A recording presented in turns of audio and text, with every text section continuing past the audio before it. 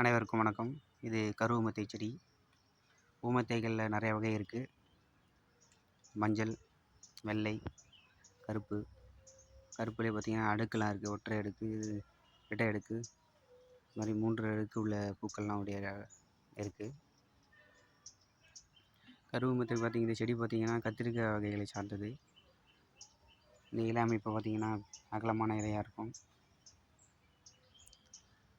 பூக்கள் தண்டுகள்லாம் பார்த்திங்கன்னா கருநீல நிறத்தில் இருக்கும். இது அதோட பிஞ்சு.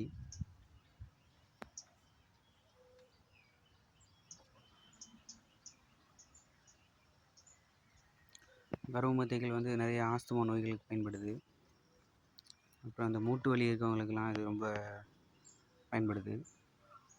இந்த கருவமத்தை இலைகளை பறித்து நல்லெண்ணெயை தடவி நல்லெண்ணெய் விளக்கேற்றி இந்த விளக்கில் வந்து வாட்டி வலி இருக்கிற இடங்களில் வைத்தோம்னா மூட்டு வலிகள் குறையும்.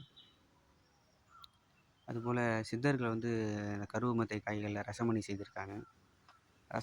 ரசம் பாதரசத்தை செய்து இந்த காய்களில் வச்சு சூறு கொடுக்கும்போது அது மணியாக மாறும். இந்த மணியை வச்சு ஆகாய மார்க்கத்தில் பயணம் செய்கிறதுக்கு, சகன மார்க்கம் செய்ய பயன்படுத்தியிருக்காங்க சித்தர்கள். அப்புறம் நிறைய மாந்திரிகங்களுக்கு இது போன்ற அந்த காய்கள்லாம் பயன்படுது. கருவமத்தை காய்கள் இப்போ தான் இந்த காய் நல்லா வெடிக்கிற பக்குவத்துக்கு வந்திருக்கு. கருவமத்தை காய்கள் வேணும், யாருக்காவது விதைகள் வேணும்னா சொல்லுங்கள். நன்றி.